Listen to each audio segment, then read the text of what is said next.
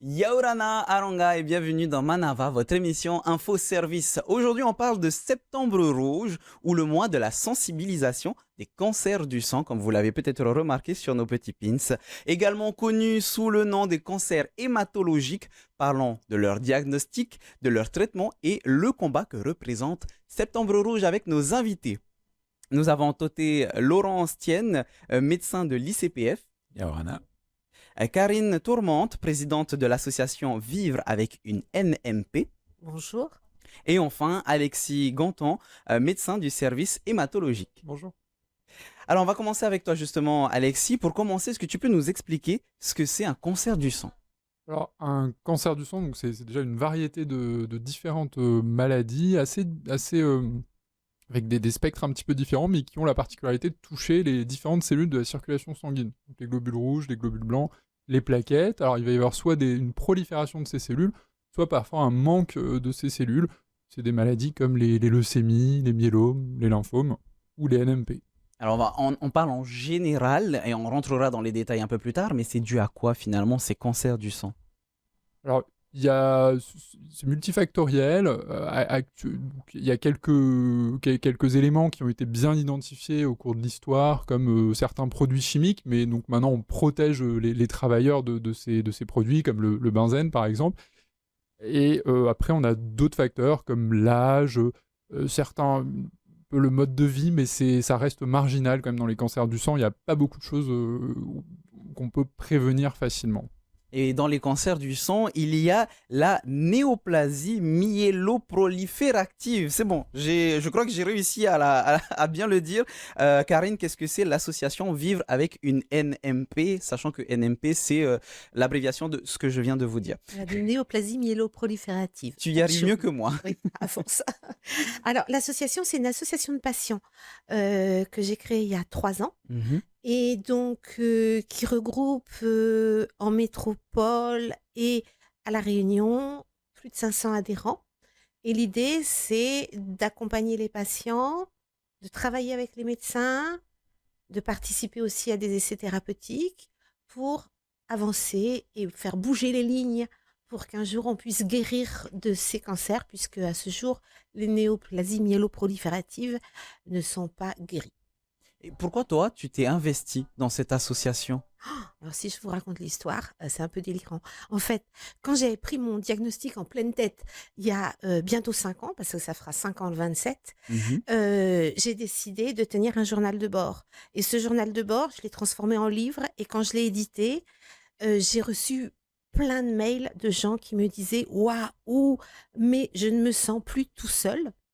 Et du coup, je me suis dit, waouh, il y a plein de tout seul, c'est un peu stupide. Donc, de tous et tout seul, on va former un groupe.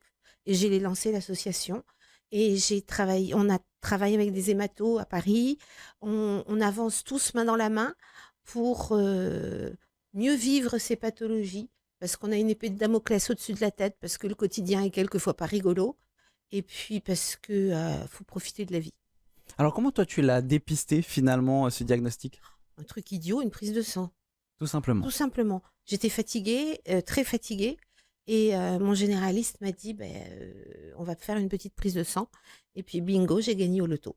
Laurent, c'est comme ça qu'on réussit à avoir le diagnostic d'un cancer du sang? Généralement, c'est juste une prise de sang? Oui, le problème de cette multitude de pathologies, c'est que les signes peuvent être très différents et de façon plutôt banale. C'est de la fièvre, c'est des douleurs, c'est une fatigue. Donc, le fait que ça persiste et qu'il n'y ait pas d'amélioration, c'est là que ça doit motiver à consulter son médecin et donc faire cette prise de sang qui va permettre de faire le diagnostic. Et justement, en parlant de prise de sang, on a eu l'occasion, de rencontrer Madame Hina Moeura Morgan-Krans, qui nous raconte comment est-ce qu'elle a appris par hasard qu'elle avait un cancer du sang.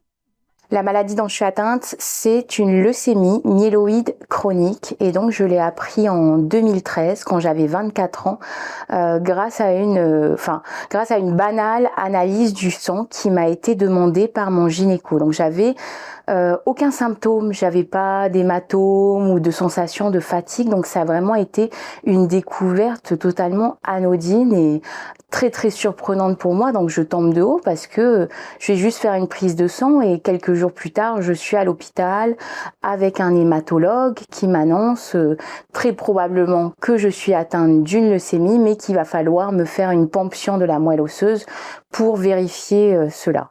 Donc là déjà ça me bouleverse totalement et en fait c'est le début, les prémices d'une leucémie aiguë. Donc je vais avoir la chance d'avoir été décelée très tôt. Donc je vais pas mourir demain. Par contre, si je ne prends pas un traitement qui aujourd'hui permet de mettre en sommeil cette leucémie, le risque c'est que ça se transforme en leucémie aiguë et qu'après là il y a une évasane et peut-être la possibilité de partir en quelques mois. Donc c'est un problème de chromosomes. Après je laisserai les scientifiques peut-être mieux expliquer cela. Alexis, j'entends combien de temps est-ce qu'il faut en moyenne pour poser un diagnostic du cancer du sang, puisque là, on l'a vu, c'est arrivé vraiment par hasard, comme avec Karine finalement.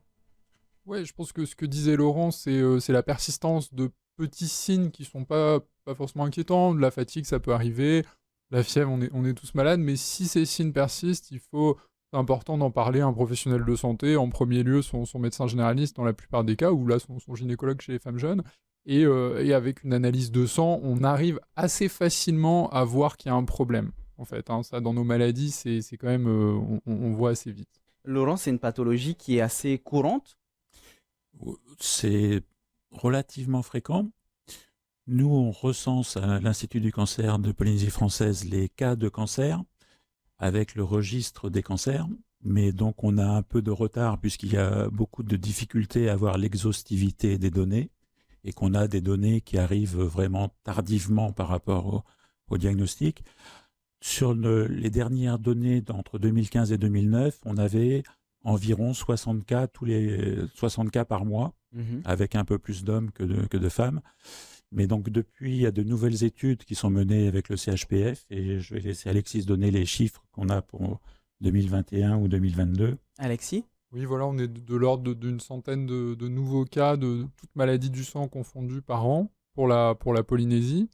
Donc ça fait un nombre de patients important parce que chaque année, du coup, ils s'additionnent et c'est des patients qu'il faut suivre après de nombreuses années. Alors, je ne suis pas médecin, donc je n'ai pas le recul. C'est beaucoup, le chiffre que tu nous as annoncé ? Alors, c'est difficile à dire. C'est moins que des cancers qui malheureusement touchent beaucoup la Polynésie, comme le cancer du sein, le cancer du côlon, hein, qui restent prédominants.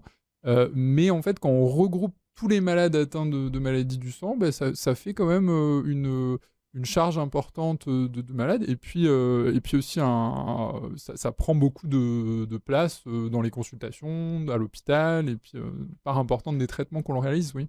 Laurent, une réaction ? Oui, c'est le 4e rang des cancers pour les femmes en Polynésie et le 3e pour les hommes. Et en préparant cette émission, Karine, tu nous disais qu'en France, c'est 5 cancers du sang toutes les minutes, c'est ça ? Non, toutes les heures. Toutes les heures, c'est déjà pardon. beaucoup. Voilà, donc ça fait 45 000 nouveaux cas de cancer du sang qui sont diagnostiqués chaque année. Donc en France, c'est le 3e cancer. Mais on n'en parlait pas. Et l'évolution de ton association t'a permis justement de sensibiliser le public ? Oui. En fait, je suis un peu hors sol, je crois. Donc, une nuit, au début de ma pathologie, je dormais très, très peu. Donc, une nuit, je me suis dit, ouais, il nous saoule, on entend parler d'Octobre Rose, on entend parler de... tous les mois ont une couleur. Et nous, les cancers du sang, on n'a pas de couleur. Donc, comme le mois de sensibilisation au cancer du sang au niveau des pays comme les États-Unis, le Canada et le Royaume-Uni, c'est le mois de septembre. Je me suis dit, allez, bingo, on part. Nous aussi, on va avoir notre couleur. C'est du rouge, c'est normal pour du sang et ça sera septembre. Et justement, tant qu'on parle de sensibilisation, Alexis, à partir de quel âge est-ce qu'il faut commencer à s'inquiéter? Tout à l'heure, on a parlé de la fièvre ou ce genre de choses qui peuvent nous alerter, mais est-ce qu'il y a un âge à partir duquel il faut se dire, ah, attention? Alors, suivant la maladie, c'est pas du tout les mêmes âges qui sont touchés, hein. Pour certaines leucémies, par exemple, qui vont toucher quasi exclusivement les enfants.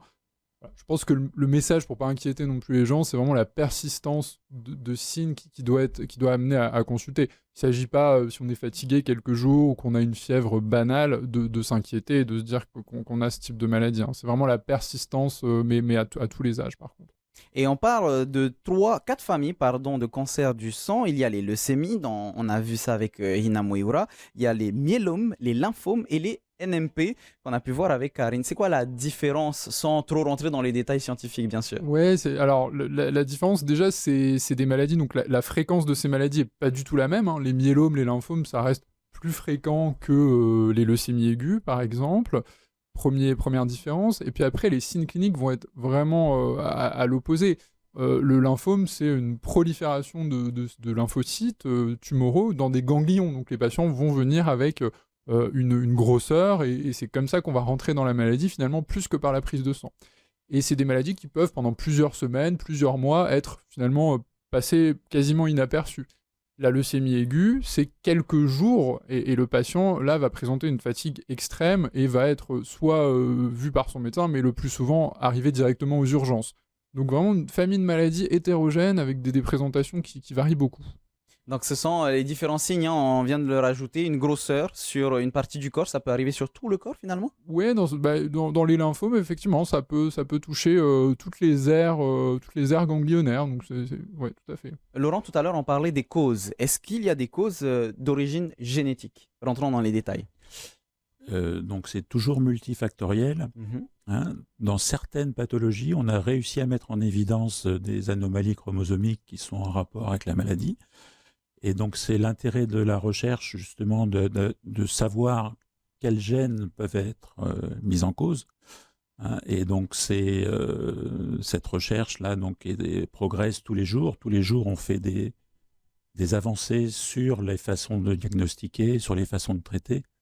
Hein. Et c'est pour ça que des actions comme Septembre Rouge, pour mettre en avant ces maladies, permet d'améliorer et de recueillir des fonds pour la recherche. Et Karine, justement, parlons de cette recherche. On en a vu tout à l'heure, ça a quand même évolué un petit peu depuis le début de cette association?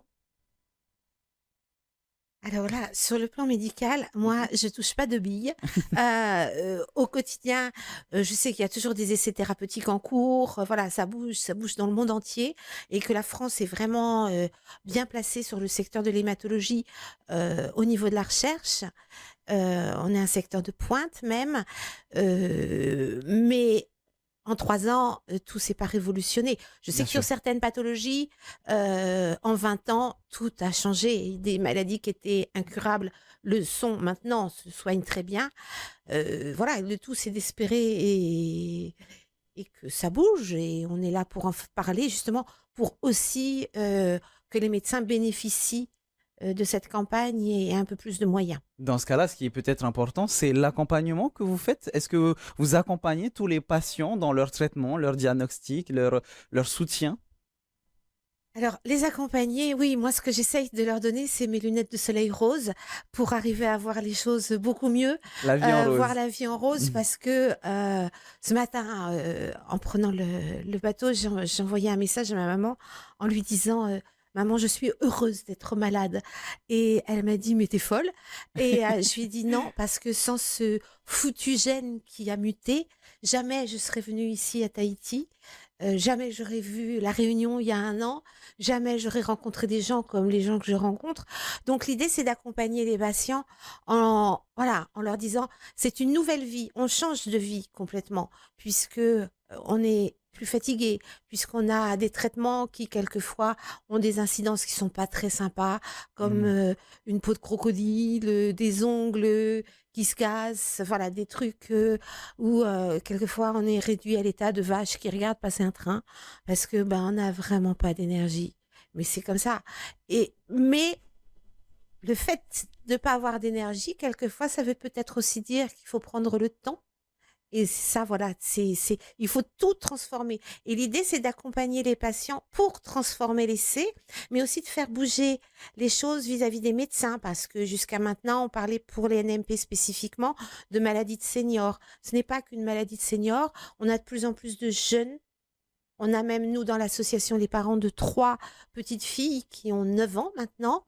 Voilà, c'est vraiment d'essayer de bouger, de chambouler un petit peu ce qui était en l'état, et puis d'avancer et de vivre avec cette épée de Damoclès au-dessus de la tête, mais finalement, si on arrête de se regarder le nombril, on n'a plus d'épée de Damoclès. Et Laurent, une réaction au discours de Karine? Parce qu'il y a une évolution, donc outre l'accompagnement des patients, c'est la place des patients donc dans les traitements, dans le suivi, dans le recueil de leur satisfaction, dans leur recueil d'expertise. On appelle ça des patients experts ou des patients partenaires.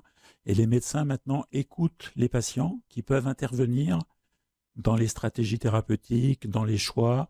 Et donc, cette association est tout à fait bénéfique et pour les médecins et pour les patients. Ce qui me surprend, c'est la légèreté, Karine, avec laquelle tu prends finalement la maladie. Est-ce que c'est cette légèreté qui te permet d'apporter finalement la joie aux autres membres de ton association ou à toutes les personnes qui pourraient être atteintes d'une maladie, même en général, finalement? Je suis pas toujours légère. Il y a certains soirs où je dis à mon mari, sors la tronçonneuse, j'ai trop mal au bras. Et là, il me répond, ça fait 5 ans qu'il me répond la même chose, j'ai pas épousé la victoire de Samothrace. Donc voilà, je crois qu'il faut positiver tout. Donc peut-être que je suis née dans la marmite de l'optimisme, hein. Ça, là-dessus, je crois que c'est indéniable. Mais ça donne, être positif, ça donne des ailes pour avancer. Et je crois vraiment qu'on va mieux quand on est positif, que même ça se voit sur les résultats des analyses. Voilà, quelqu'un qui va se morfondre, dire oh, je suis malade. Moi, je suis pas malade. Je n'emploie rarement, si, quand j'ai un rhume, je dis que je suis malade, mais j'ai une pathologie, je trouve ça beaucoup plus joli qu'une maladie. Et justement, la positivité, c'est important puisqu'il y a un suivi à long terme, n'est-ce pas, Laurent? Oui, donc c'est des maladies chroniques. Donc certaines leucémies ont la chance de pas nécessiter de traitement. Hein. Par contre, après, quand les maladies se compliquent, il y a des traitements lourds. Je vais laisser Alexis parler, en particulier des greffes. Et donc ces traitements, certains peuvent se faire ici, mais malheureusement d'autres nécessitent des évassanes pour lesquels on prend en charge les patients dans leur parcours. Justement, Alexis, est-ce que tu peux nous parler de tous ces traitements? Oui, alors les traitements, il y a deux aspects. Il y a le côté, comme dans le cas de Karine, où il faut s'astreindre à un traitement sur plusieurs années. Donc c'est une difficulté aussi, puisque et c'est bien, on ne se sent pas trop malade, il faut quand même prendre le traitement tous les jours dans certains cas. Donc c'est une question de l'observance qui est pas facile. Et c'est une discussion avec le patient au cours des consultations pour maintenir cette observance. Puis en prenant en compte aussi ses effets secondaires, le retentissement sur sa qualité de vie. Et puis il y a d'autres maladies où on va être sur des traitements beaucoup plus lourds, de chimiothérapie, avec les effets auxquels on peut s'attendre. Alors maintenant, où la recherche progresse, c'est qu'on a des maladies où on met moins de chimiothérapie et plus de thérapie ciblée, donc avec moins d'effets secondaires pour les patients dans certains cas. Et puis la particularité du territoire où on doit faire des évacuations sanitaires, certaines prises en charge. Beaucoup de traitements sont disponibles de dernière génération au Taonnet, mais c'est vrai que pour des raisons logistiques, vu le nombre de patients concernés, il faut qu'on recourt à des évacuations sanitaires pour certaines pathologies. C'est assez courant. J'ai lu en particulier pour les greffes de moelle osseuse. Ça se fait ici, ça se fait plutôt à l'étranger? Alors, en métropole, une des thérapies qu'on utilise parfois dans certaines maladies du sang, c'est effectivement la greffe de moelle osseuse. Donc, c'est une procédure lourde qui prend de nombreux mois. Et donc, on ne les réalise pas à Tahiti. Alors, c'est des raisons d'organisation, c'est-à-dire qu'il faut être un centre suffisamment grand, avoir beaucoup de patients pour être rodé, pour que le coût des installations soit rentabilisé, et puis que les médecins aient l'habitude et suffisamment de patients. Donc nous, on collabore depuis plusieurs années avec un service de pointe en hématologie en métropole, l'hôpital Saint-Antoine du professeur Motti. Et on a la chance du coup d'avoir développé vraiment un réseau avec eux, une collaboration très forte, et ils connaissent maintenant bien les particularités géographiques du territoire, culturelles aussi des patients qui viennent. Donc ça se passe, on a de la chance, ça se passe très bien dans le cadre de cette collaboration. On vient de parler de traitement. Justement, on va retrouver Hina Moiura qui va nous expliquer que son traitement n'a pas été un long fleuve tranquille. Donc, il y a eu plusieurs phases dans ma vie. Après, on va dire que ma force, c'est d'être maman. J'étais maman d'un petit garçon de 1 an et demi. Donc, quand on va m'annoncer ma maladie, tout de suite, je vais penser à lui. Je lui ai pas appris ceci, cela. Il faut que je sois là. Je veux le voir rentrer à l'école. Je veux le voir passer son bac, se marier, tout ça. Donc, ça va me pousser à me battre. Après, c'est pas une chimiothérapie, ce traitement qui me fait perdre les cheveux. Mais il y a quand même beaucoup de fatigue, beaucoup de crampes, beaucoup de douleurs, donc plein de soucis aussi qui sont durs. Donc quand j'avais 24 ans, il n'y avait aucun souci, je me voyais ça, prendre ça toute ma vie. D'ailleurs, je vais demander à l'époque à l'hématologue pourquoi des gens meurent de cette leucémie myéloïde chronique, et elle va me répondre parce qu'ils arrêtent de prendre leur traitement. Donc à 24 ans, je suis un peu choquée, je me dis il faut vraiment être bête pour arrêter de prendre son traitement parce que tu sais que tu vas mourir. Quand j'ai eu la trentaine, j'étais très très fatiguée. Et là, j'ai commencé à comprendre parce que j'étais fatiguée, j'étais épuisée. Là, je me voyais plus prendre ça pendant des années, même si c'est ce qui me maintient en vie. C'est là que je me suis rendu compte, tu es malade à vie et c'est lourd en fait, ça t'impacte. Parce qu'en plus, ce qui est compliqué avec notre traitement, c'est que c'est nous-mêmes qui devons faire preuve de régularité et prendre le cachet tous les jours. Donc heureusement qu'il y a à l'hôpital, j'ai un hématologue avec qui je me suis liée d'amitié, qui est vraiment avec moi. Mais c'est vrai que des fois, j'ai besoin de faire des pauses. Et j'ai d'ailleurs fait une pause de 2 ans en 2022 et 2023 parce que j'ai décidé d'avoir un deuxième enfant. Donc j'ai été très surveillée par l'hôpital. La leucémie est revenue, mais pas énormément. Donc ça m'a quand même permis d'allaiter 3 mois. Mais en fait, je suis aujourd'hui, pour rester en vie et pour pas que cette leucémie chronique devienne aiguë, je suis condamnée à prendre ce traitement. Karine, j'ai l'impression, en voyant tes réactions durant cette interview, que tu reconnaissais certains passages de ce combat. Oui, ce qui m'a marqué, c'est le fait d'avaler ses cachets tous les jours. C'est vraiment quand on place une chimio à quelqu'un, une chimio classique, moi j'appelle ça la chimio de Caïd, on peut en vouloir à l'infirmière. Nous, on a à avaler nos cachets tout seul. Donc, après qui passer sa rage? Si ce n'est nous-mêmes. Si ce n'est nous-mêmes. Et moi, les gélules que j'ai, elles sont trop jolies, hein, elles sont roses et vertes, quoi, super girly et tout, c'est trop mignon. Mais c'est pourri, quoi. Mais on doit vivre avec. Et c'est la condition pour vivre. Donc, à un moment, ouais, c'est dur. On aimerait bien ouvrir la poubelle et les mettre dedans. Mais l'observance, c'est-à-dire le fait de vraiment bien suivre son traitement, c'est vital. Moi aussi, j'ai pris des vacances thérapeutiques. Ça, j'ai adoré. J'ai appelé mon hémato. Je lui ai dit, là, vous êtes gentil, vous me donnez 1 semaine. Et puis, finalement, j'ai tiré 3 semaines. Et voilà, on essaye de jouer un petit peu. Puis on apprend à se connaître aussi. On apprend à connaître les réactions de son corps. Et c'est en ça aussi qu'une association, c'est important. Parce qu'on retrouve, comme on est sur des secteurs de maladies qui ne sont pas comme des rhumes, quand on en parle à son voisin, il n'est pas au courant. Et quand on en parle entre patients, on peut se donner des astuces. Voilà, si tu es fatigué, tu fais ça. Si tu as mal ici, évite, je sais pas, fais pas des haltères quand tu as mal aux os longs, quoi. C'est logique. Essaye plutôt de nager parce que ça fait du bien. On trouve toujours, et c'est ça aussi qui est important, c'est toute l'expérience des uns et des autres, les échanges et aussi le travail, vraiment j'insiste, avec les médecins. Parce que nous, on est super contents parce que maintenant, on parle plus d'effets secondaires, on parle d'effets indésirables. Et c'est quand même nettement différent. Et en parlant d'échanges, tu en parlais juste avant, Laurent, il se passe quoi le 21 et le 26 septembre? Donc le 21 septembre, il y a une soirée donc pour Septembre Rouge avec les Amazones Pacifiques. Et le 26, c'est l'inverse. Ouais, C'est c'est le la- 21. Ouais, ouais. Le 21, il y a une Il y conférence a sur tellement Royal de choses en c'est ça septembre que... Alexis, oui. Non, le 21 septembre, donc le matin, on a une conférence au Royal Tahitien Mhm. avec Karine et puis avec des patients qu'on suit au CHPF qui seront là pour témoigner. Et puis le 26 avec les Amazones très impliquées aussi dans la prévention et la sensibilisation au cancer. Hein. Oui, il y a des soirées tous les mois avec une thématique différente qui sont organisées par les Amazones. Et donc ce mois-ci, c'est Septembre Rouge. Si on reste sur Septembre Rouge, justement, Laurent, c'est une opportunité puisque c'est la première fois que ça se déroule au Fénois. Oui, c'est la première année au Fénua, c'est la 3e année, donc c'est son 3e anniversaire pour la France. Et donc ça suit la grande sœur qui est Octobre Rose, qui existe depuis 30 ans en France et qui a montré que quand on sensibilise, ça augmente les résultats. Justement, Karine, un dernier mot pour terminer cette émission sur peut-être les encouragements que l'on peut donner aux personnes qui sont atteintes d'un cancer du sang.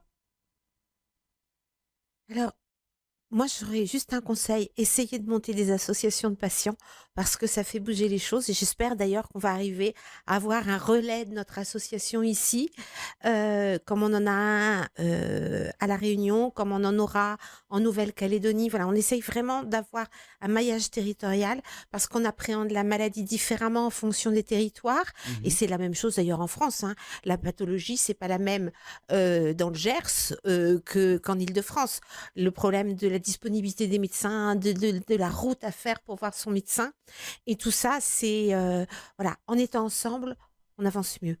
Et pour vous renseigner justement sur Septembre Rouge et les cancers du sang, vous avez le site de l'icpf.pf et surtout l'association Vivre avec une NMP.com. N'hésitez pas à aller sur ces différents sites et je vous rappelle donc le 21 septembre une conférence au Royal Tahitien où vous pouvez y participer, donc ça sera en soirée, et le 26 ça sera à Ahupuru une conférence avec les Amazones. C'est bien ça, Karine? Oui. Voilà, c'est déjà la fin de notre émission. Merci à toutes et à tous d'avoir répondu à mes questions. On se retrouve demain à partir de 17h pour une nouvelle émission. Et ce soir à 18h, vous avez votre VA Tahiti. Maruru itotatou farerira trahoma farheana.